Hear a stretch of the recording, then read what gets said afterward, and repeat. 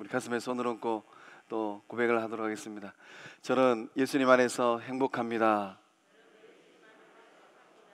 저는 기쁩니다. 저는 건강합니다. 저는 평안합니다. 저는 만사형통합니다. 할렐루야. 우리 저위 있는 분들과 인사할 때 당신은 정말로 복받은 사람입니다.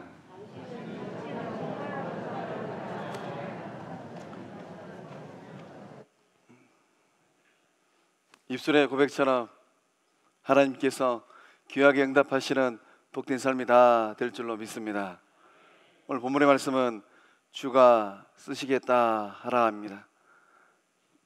이 말세지 말에 성부 하나님께서 누군가를 통하여서 하나님의 나라를 세우시고 하나님의 나라를 확장시키실 때, 또 성부 하나님께서 놀라운 생명의 역사를 일으키실 때 주의 손에 붙들려서 귀하게 쓰임받는 우리 성곽의 모든 식구들의 삶이 될 줄로 믿습니다. 말씀의 자리는 예수님께서 2000년 전 이 땅에 오셔서 3년의 공생의 이 사역을 다 마치시고 이제 그 인생의 그 사역의 마침표를 찍기 위해서 예루살렘에 올라가는 그런 장면의 말씀을 기록한 대목입니다. 특별히 오늘은 종려주일입니다. 예수님께서 예루살렘 성을 향하여서 한 걸음 한 걸음 나아갔을 때 많은 사람들은 종려가지를 들고 예수님을 맞이하고 환영하였습니다. 본문의 말씀에 이 사람들이 들고 환영하였던 이 종려가지는 성경의 말씀을 보면 승리의 상징입니다. 예수님은 지난 3년의 이 공생의 삶을 통하여서 승리자의 삶을 살고 당당하게 예루살렘으로 입성하고 있는 줄로 믿습니다.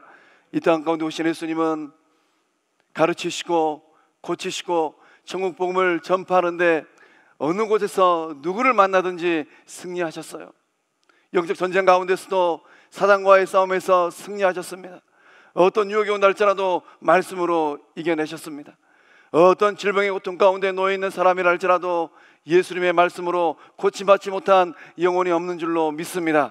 그렇기 때문에 예수님은 지난 3년 동안 승자의 삶을 사시고 이제 하나님의 뜻을 따라서 그 인생의 마침표를 찍기 위해서 예루살렘 성을 향하여서 나아가고 계시는 겁니다.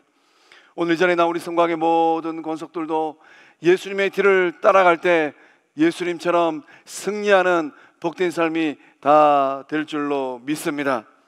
성부 하나님께서 본문의 말씀을 통하여서 오늘 저와 여러분이 주시는 말씀이 무엇입니까? 우리 5절의 말씀 함께 읽어보겠습니다. 시온 딸에게 이르기를 내 왕이 내게 임하나니 그는 겸손하여 낙이 곧 멍에 매는 짐승의 새끼를 탓하다 하라 하였느니라. 아멘. 겸손의 삶이 되라고 말씀하고 계신 줄로 믿습니다. 겸손은 무엇입니까? 겸손은 섬김이고 섬김은 곧 자기의 비움입니다. 예수님은 이 땅 가운데 오셔서 섬김의 삶을 사셨어요. 어떤 누구를 만나다 할지라도 예수님은 외면하지 않으셨습니다. 바쁜 길을 걸어가시더라도 예수님의 옷자락을 딱 잡는 누군가가 있다면 발걸음을 멈추시고 그 영혼의 얼굴을 들여다보셨어요. 예수님은 고통 가운데 있는 영혼들의 마음을 헤아려 주시고 그 삶을 품어주셨습니다. 말씀의 권세를 가지고 우리 주님은 영혼들의 빈 마음을 채워주셨어요. 예수님은 하늘 권세를 갖고 있음에도 불구하고 철저하게 삶을 비우시고 그 영혼들을 채워주셨습니다. 오늘 이전에 나온 우리 성곽의 모든 권속들도 예수님처럼 겸손한 삶을 살고 있는 줄로 믿습니다. 본 말씀 보니까 예수님께서 나귀를 타셨어요. 예수님은 왜 나귀를 타셨습니까? 예수님께서 겸손하셨기 때문에 나귀를 타셨습니다. 사람들은 예수님을 맞이할 때 호산나 주의 이름으로 오시는 이여 이스라엘의 왕이여 라고 노래 부르며 환호하고 맞이하였습니다. 호산나라고 외치며 예수님을 맞이하였어요. 호산나의 뜻이 무엇입니까? 구해주세요. 지금 도와주세요. 많은 영혼들이 예수님 바라보고 호산나 왕으로 오시는 예수님께서 우리를 구해주시고 고통 가운데 있는 나의 영혼의 삶을 도와주시겠구나. 그런 외침과 고백을 하면서 예수님을 왕으로 모셨습니다. 그런데 왕의 행차치고는 너무 초라합니다. 세상에 있는 많은 군왕들이 행차를 하면 어떠합니까? 세상에 있는 많은 군왕들이 행차를 하면 사람들이 엎드리고 또 의리의리한 마차와 가마들이 있습니다. 2000년 전 로마 시대 때 개선 장군이 당당하게 나아갈 때 백마를 탔다고 해요. 그런데 왕이신 예수님이 타신 것은 기껏해야 나귀 새끼입니다. 군악대에 장음한 연주도 없어요. 그저 사람들이 외치는 소리가 전부입니다. 세상에는 많은 군왕들이 나아가면 사람들의 얼굴을 땅에 납작이 대고 꼼짝하지 못합니다. 또한 쥐새끼 한 마리 나오지 못할 정도의 엄한 경비가 있습니다. 위대하신 왕의 행차가 너무 초라합니다. 예수님께서 자신을 낮추시고 이 땅에 오신 그 모습을 명확하게 그리고 있는 줄로 믿습니다. 예수님은 누구십니까? 우리 빌립보서 2장 6절과 8절의 말씀 함께 읽어보겠습니다. 그는 근본 하나님의 본체시나 하나님과 하나님과 동등됨을 동등됨을 취할 것으로 여기지 아니하시고 오히려 자기를 비워 종의 형체를 가지사 사람들과 같이 되셨고 사람의 모양으로 나타나사 자기를 낮추시고 죽기까지 복종하셨으니 곧 십자가에 죽으심이라. 아멘. 예수님은 스스로 자신을 낮추셨어요. 하나님과 함께 계셨고 하나님의 본체셨던 그분이 인간의 몸을 입고 이 땅 가운데 오셨습니다. 낮고 낮은 이 땅 가운데 사람의 몸을 입고 하나님이신 그분이 오셨어요.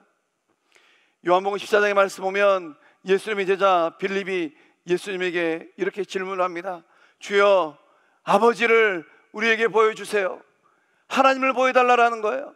우리 주님께서 뭐라고 말씀하셨습니까? 나를 본 자는 아버지를 보았느니라. 우리 주님께서 어떻게 이 질문 앞에 주저하지 아니하시고 이렇게 당당하게 말씀할 수 있습니까? 바울사도의 고백처럼 예수님은 곧 하나님의 본체인 줄로 믿습니다. 그는 근본 하나님의 본체시나 하나님과 함께 하셨던 하나님의 본체시던 그 예수님께서 비우셨어요. 자기를 비워 종의 형체를 가지고 사람들과 같이 되셨습니다. 세상 사람들은 높아지려고 안달이에요. 좀 더 가지고, 좀 더 높아지고, 좀 더 높이 올라가기 위해서 자신들의 삶의 모든 것을 동원하며 인생길을 걸어가고 있습니다. 그런데 예수님은 어떻게 하셨습니까? 예수님은 인생을 거꾸로 사셨던 것 같습니다. 남들은 나 높아지려고 하는데 우리 주님은 더 낮아지려고 하셨어요. 더 비워내시고 더 나눠주시고 아낌없이 다 흘려주신 그 삶을 사셨습니다. 더 이상 낮출 수 없는 곳, 더 이상 내려갈 수 없는 곳, 그곳까지 가셨어요. 십자가에 달리셨습니다. 왜 우리 주님께서 낮아지시고 십자가에 달리셔야만 했습니까? 십자가는 죄값이에요. 십자가는 죄값을 지불하는 곳입니다.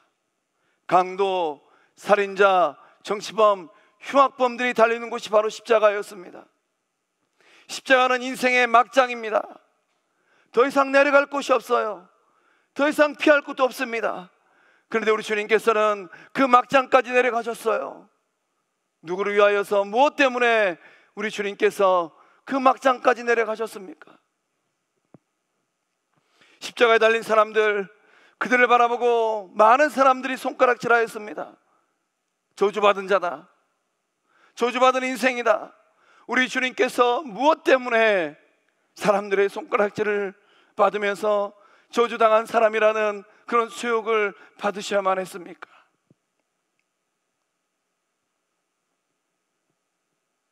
우리 예수님께서 어떤 죄를 지었기 때문에, 그 제목이 뭐였기 때문에 십자가에 달렸습니까? 살인죄를 지었습니까? 강도짓을 하였습니까? 흉악자의 삶을 사셨습니까? 십자가에 달리신 예수님은 죗값을 지불하셨어요. 누구의 죗값입니까? 앞에 서 있는 제 목사의 죗값이고 이 자리에 나와 있는 성광의 식구들의 죗값입니다. 예수님은 죄가 없는 분이셨습니다. 그런데 예수님은 죄 없는 그 몸을 가지고 죄의 굴레에서 벗어나지 못하는 많은 영혼들의 죄를 뒤집어 쓰셨어요. 누구를 위하여서 무엇 때문에 그 모진 십자가를 외면하지 않으시고 그 막장 십자가까지 내려가셔서 달리셨습니까? 죄의 약체하는 이 땅에 오신 이유가 무엇입니까? 바로 우리 때문입니다. 죄로 말미암아 영원히 죽을 수밖에 없는 우리를 구원하기 위하여서 이 땅에 오신 줄로 믿습니다. 사망의 바다에 빠져 서우적거리는 저와 여러분을 건져내기 위하여서 주님께서 친히 인간의 몸을 입고 하늘 보좌를 버리고 이곳에 오신 줄로 믿습니다. 마실 물인지 썩은 물인지 분간하지 못한 우리들에게 영원한 생명수 영의 양식을 주시기 위하여서 오신 줄로 믿습니다. 사랑하는 성광의 성도 여러분, 이번 한 주간은 고난 주간입니다. 십자가를 통한 구원의 은총을 마음 깊이 삶 가득 느끼고 채우시길 바랍니다. 나를 낮추고 나를 피원해서 예수님의 십자가를 바라보는 성광의 모든 권속들의 한 주간의 삶이 될 줄로 믿습니다. 그렇다면 오늘 우리는 어떠한 삶을 살아야 되겠습니까? 7절의 말씀 함께 읽어보겠습니다. 시작. 나귀와 나귀 새끼를 끌고 와서 자기들의 겉옷을 그 위에 얹음에 예수께서 그 위에 타시니. 아멘. 하나님이신 예수님께서 이 땅에 오셔서 십자가의 그 몸을 내어드렸습니다. 예수님을 따라가는 우리들 또한 우리의 삶을 내어드리는 거룩한 결단이 흐르고 있는 줄로 믿습니다. 나귀를 내어준 이 사람은 무슨 근거로 어쩌면 자신의 가장 소중하게 여기는 나귀와 나귀 새끼를 내어주었을까요? 제자들의 단 한마디 말입니다. 주가 쓰시겠다 하라.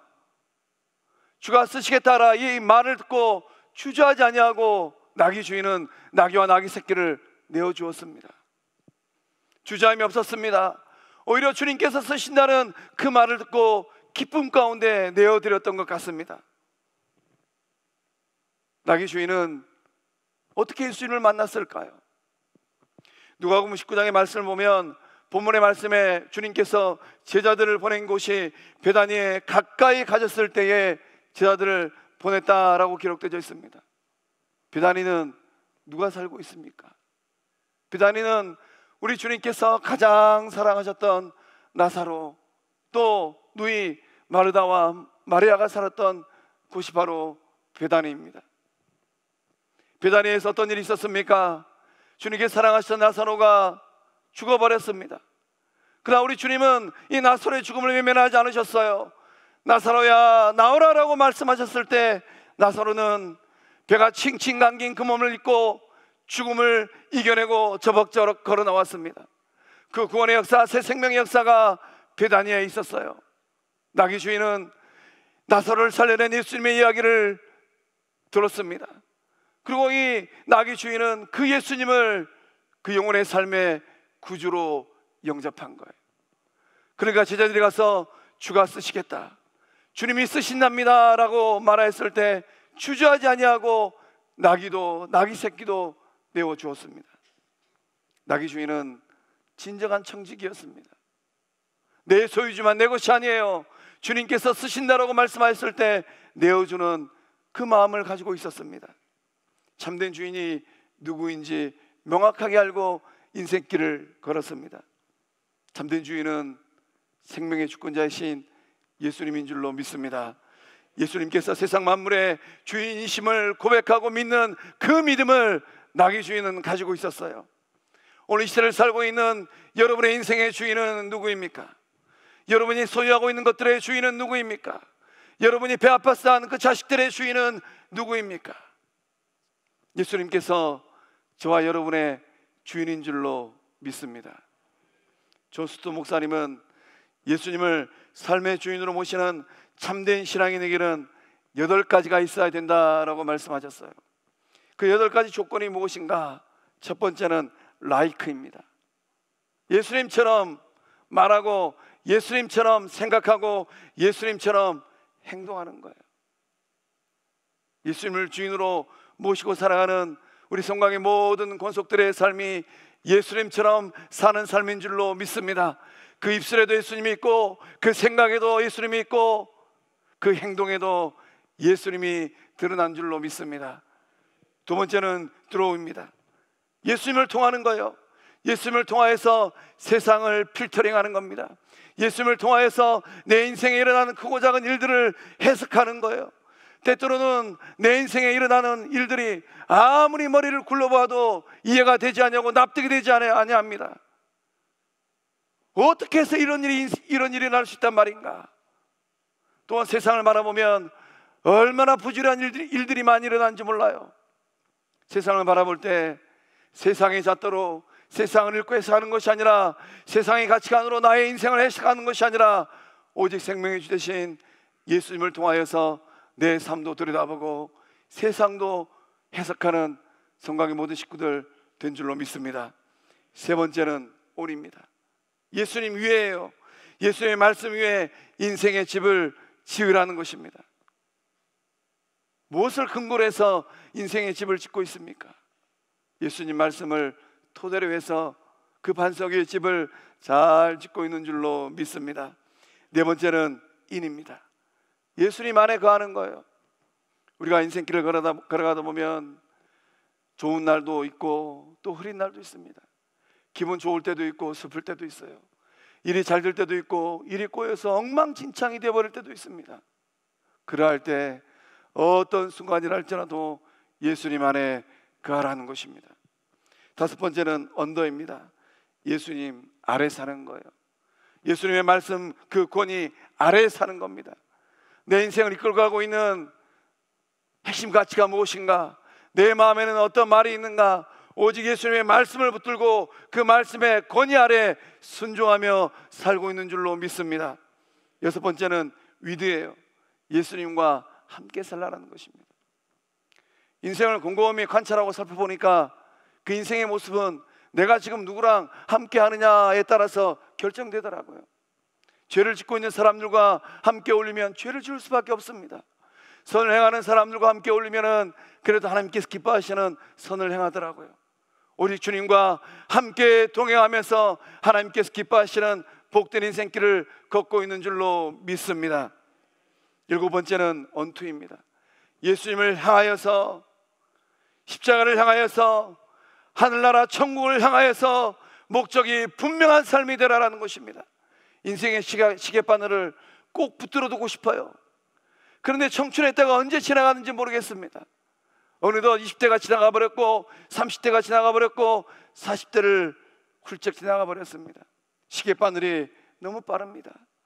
이런 인생 여정을 걸어갈 때 오직 주님을 위하여서, 오직 주님을 향한 인생의 목적을 분명하게 세우고 달려가는 복된 성광의 식구들의 삶이 된 줄로 믿습니다. 여덟 번째는 포예요. 예수님을 위하여서 살라라는 것입니다. 살아도 주를 위하여 살고 죽어도 주를 위하여 죽는 믿음의 결단이 있는 그런 인생 여정, 신앙의 여정인 줄로 믿습니다.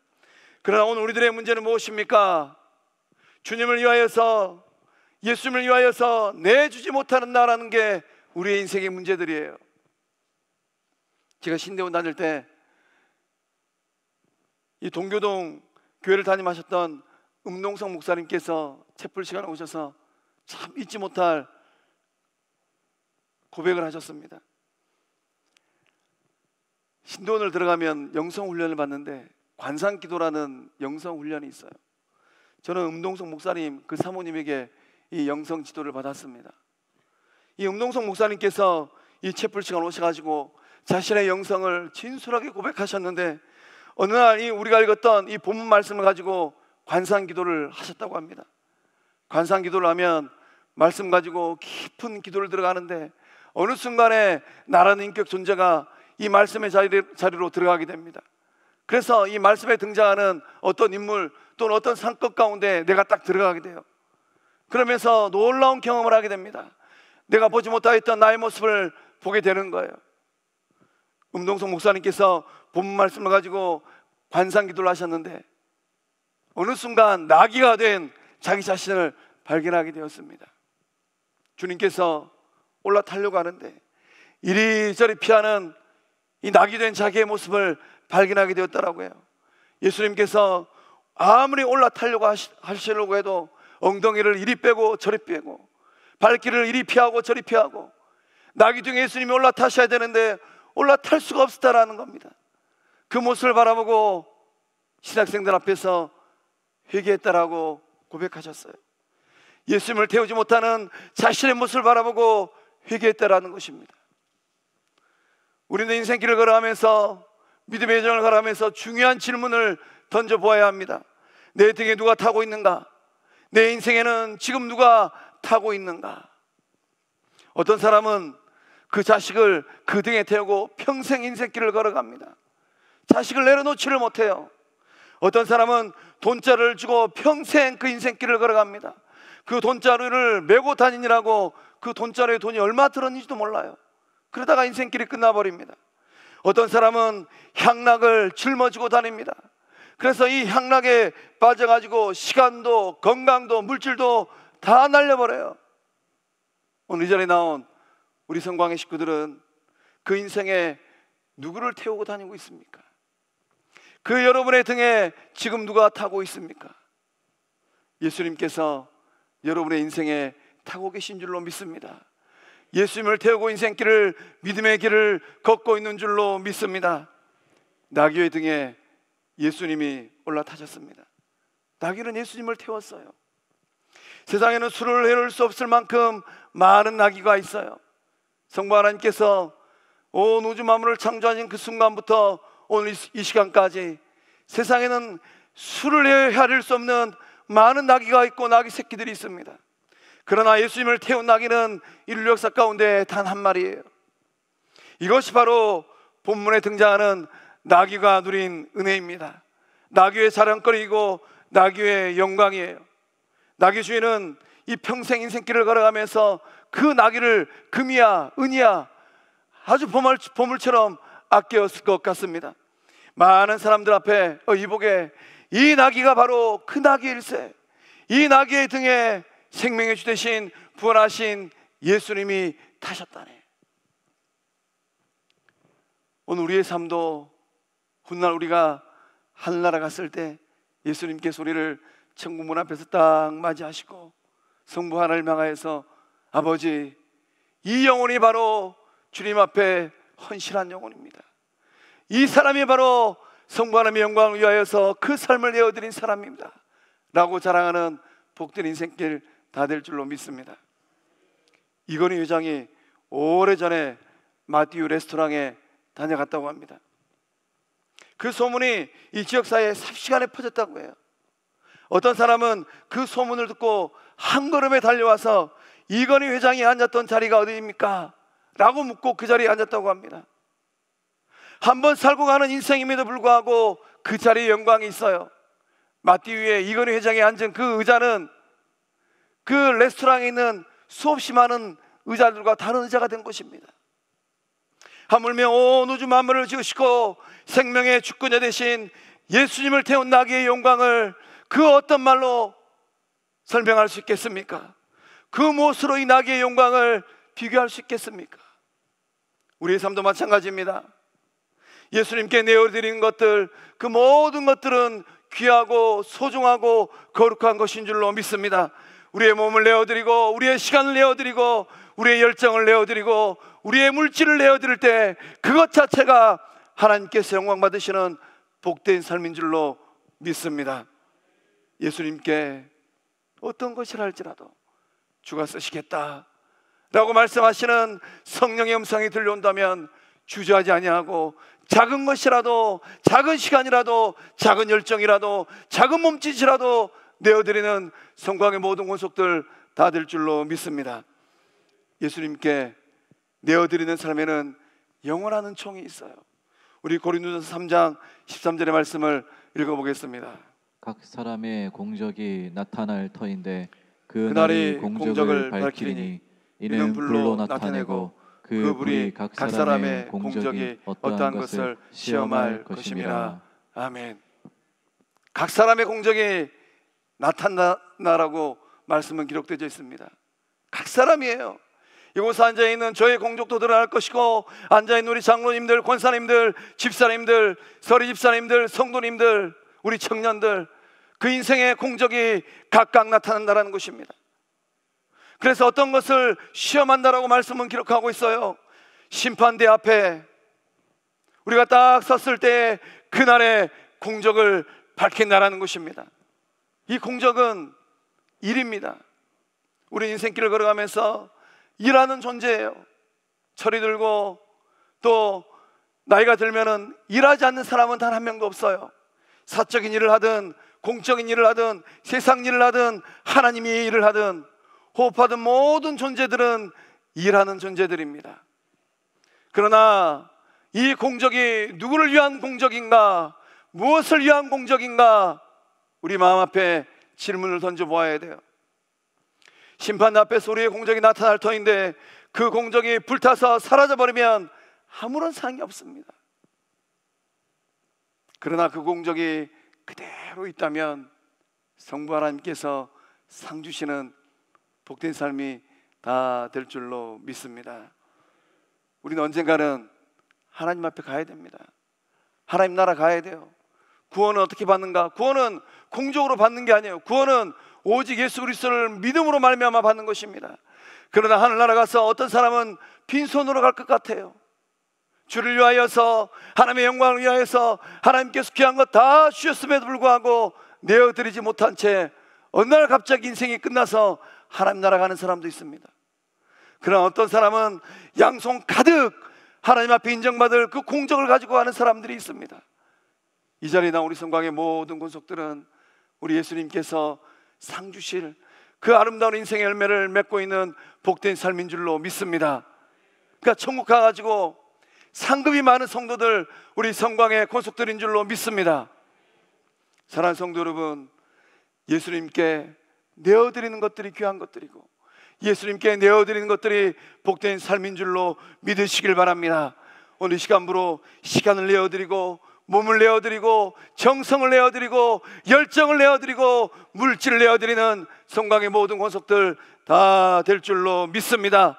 그리함으로 말미암아 성부 하나님께서 저 하늘나라에 예비하신 영광의 상급을 다 받아 누리는 우리 식구들 다 될 줄로 믿습니다. 아리마대 부자 요셉처럼, 바나바처럼, 자주옥감 장사 루디아처럼 쓰임받는 은혜의 삶이 다 될 줄로 믿습니다. 9절의 말씀 함께 읽어보겠습니다. 시작. 앞에서 가고 뒤에서 따르는 무리가 소리 높여 이르되 호산나 다윗의 자손이여 찬송하리로다. 주의 이름으로 오시는 이여 가장 높은 곳에서 호산나 하더라. 아멘. 내어드리는 삶, 그 삶의 아름다움은 어디에 있을까요? 예수님의 참된 제자로 사는 것입니다. 예수님을 따라가는 많은 무리들이 있었습니다. 그들은 불특정 다수의 군중이었습니다. 예루살렘 성에 입성하시는 예수님을 향하여서 승리의 함성을 불렀어요. 무리가 소리 높여 목청껏 외쳤다라는 것입니다. 호산나 다윗의 자손이여 찬송하리로다. 주의 이름으로 오시는 이여 이스라엘의 왕입니다라고 외쳤던 것입니다. 그들이 그토록 기다렸던 구원자 도움의 주님을 기다리고 있었습니다. 예수님을 위해서라면 자신의 목숨을 당장이라도 내놓을 것처럼 환호하였습니다. 그러나 예수님께서 십자가에 달려 죽으셨을 때 이 환호했던 사람들은 다 어디 있었습니까? 그들은 어디에서 무엇을 하고 있었습니까? 예수님께서 예루살렘 성에 입성하였을 때 목청껏 외쳤던 사람들은 십자가에 달린 그날 종족을 다 감춰버렸어요. 기가 막힌 아이러니입니다. 달면 삼키고 쓰면 내뱉는 사람들, 본문에 등장하는 무리들이고 군중이었습니다. 가일 아들먼 목사님께서 팬인가 제자인가 라는 참 좋은 책을 쓰셨어요. 그 책을 보면 팬의 특징을 알 수 있어요. 오늘 잘 들으시고 나는 예수님의 팬인가? 예수 팬클럽 회원인가? 아니면 예수님의 참된 제자인가? 생각해 보시길 바랍니다. 팬들은 어떤 특징이 있습니까? 어떤 유명한 스포츠 선수, 또 가수, 또 배우, 이들을 딱 좋아하는 사람들이 있어요. 그러면은 경기장 벤치에 앉아서 이름을 부르고 한호성을 지릅니다. 그리고 딱 거기까지예요. 경기장에 들어가서 함께 고생하고 헌신하고 땀은 흘리지는 않아요. 따라가기는 잘 따라다닙니다. 여기도 가고 저기도 가고 잘 따라갑니다. 그러나 딱 거기까지입니다. 조그만한 불이익이 닥치면은 싹 돌아서 버려요. 또 팬들은 알기는 아주 잘 알아요. 어디서 태어났고 무슨 노래를 부르고 언제 어떤 경기에서 어떤 업적을 이루었는지 알기는 잘 압니다. 줄줄 읊어요. 또 기분이 좋으면은 자기가 좋아하는 이 스타들의 이 사진이 그려진 셔츠도 입고 다니고, 또 그 사진도 인화해가지고 액자에 딱 넣어서 벽에 딱 걸어 놓습니다. 또 사인도 받아가지고 책에 딱 꼽아둡니다. 그러나 딱 거기까지입니다. 함께 고생하고 함께 동무동락하고 함께 수고하진 않아요. 이 시대 한국교회의 문제점이 무엇입니까? 많은 영혼들이 예수님의 팬으로 산다라는 거예요. 예수님 따라다니는 잘 따라다닙니다. 예수님 알기는 잘 알아요. 또 예수님이 좋아서 이날에는 옷도 입고 다니고 목걸이도 하고 다니고, 또 집에다가 액자에 넣어서 예수님 얼굴도 딱 걸어놨습니다. 또 예수님의 말씀이 기록된 성경책도 열심히 들고 다녀요. 그러나 딱 거기까지입니다. 예수님과 함께 고생하지도, 예수님과 함께 수고하지도, 예수님을 위해서라면 헌신도 하지 않아요. 제자는 누구입니까?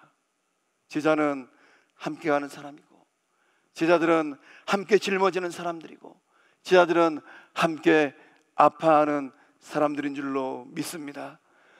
제자들은 주님을 위해서라면 자신의 전부를 내어드린 사람들, 그들이 바로 예수님의 제자인 줄로 믿습니다. 예수님을 향하여서 목청껏 소리 외쳤던 그들은 예수님의 제자가 아니었어요. 예수님 팬들이었습니다. 오늘 우리는 어떻습니까? 예수님의 제자로 살고 있는 줄로 믿습니다. 주와 함께 죽고 주와 함께 사는 복된 예수님의 참된 제자들인 줄로 믿습니다. 예수님의 십자가를 외면하는 것이 아니라 인생길을 걸어가면서 주님 때문에 고통당하고 주님 때문에 힘들어하고 주님 때문에 불이익 당한다 할지라도 외면하지 아니하고 주님과 함께 인생길을 걸어가는 것, 우리 성광의 모든 권속들의 죄자된 삶인 줄로 믿습니다. 사랑하는 성광의 성도 여러분, 이 고난주간을 어떻게 사시렵니까?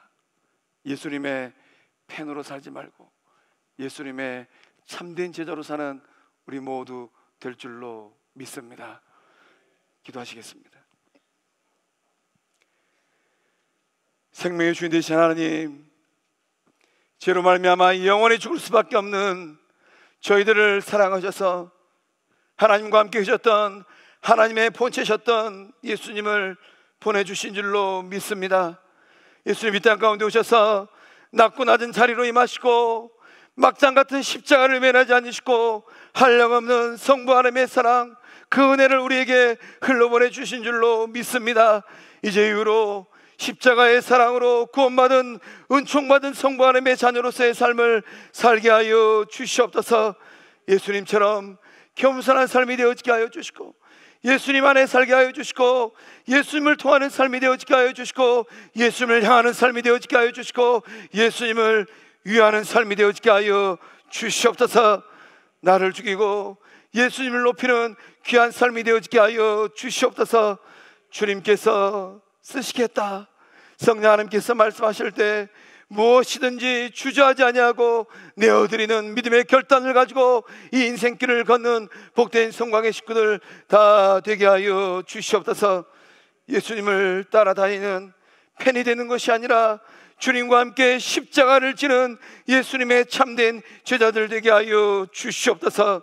이 고난주간 예수님 만나기를 간절히 소망하며 생명의 주 되신 예수님의 이름으로 감사하며 축복하고 기도하옵나이다. 아멘.